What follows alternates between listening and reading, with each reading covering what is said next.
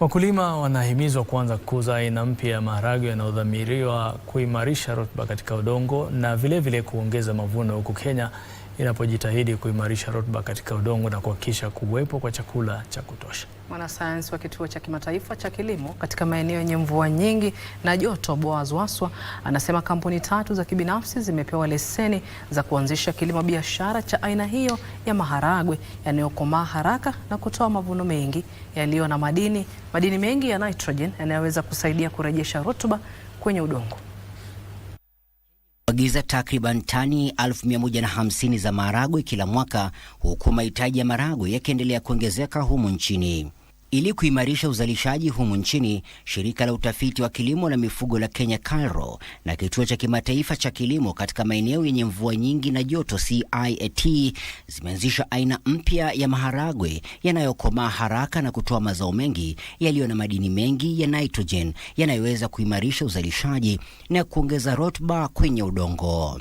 In the past, we used to develop a variety which takes longer to cook, which takes longer to mature, which for now are no longer the best varieties because the weather has changed, the consumer preferences have changed. Aina hiyo mpya ya maharagwe yatakayoanza kuuzwa kibiashara yana lishe bora na yanaiva haraka, jambo linalopunguzia familia gharama ya kawi. Farmers that do regenerative agriculture, they are able to increase their productivity.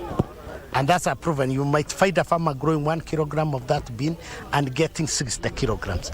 By using the regenerative agriculture approaches, good agricultural practices, it will be able to give us that. Madini yake mengi ya nitrogen yanatarajiwa kuongeza rutuba kwenye udongo na kuimarisha mazao kwa muda mrefu. The use of fertilizer, chemical fertilizer alone will not be able to regenerate our soils very well. So we need a bit of biological means like introduction of legumes in the system to make sure that's why in the past even our farmers, they are doing crop rotation, maize and beans, so or intercrop, because they knew these two, they go together.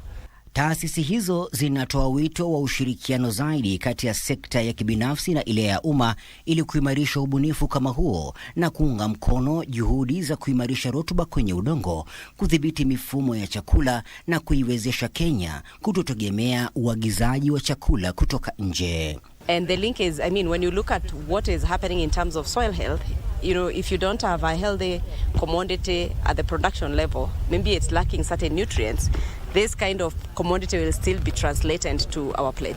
Most of our farms are degraded, and so the research that we focus on is how we can support farmers to adopt sustainable practices that restore soil health, that also improve soil biodiversity, improve water holding capacity, but also soils that are able to hold carbon, basically addressing the issues of carbon in carbon emission.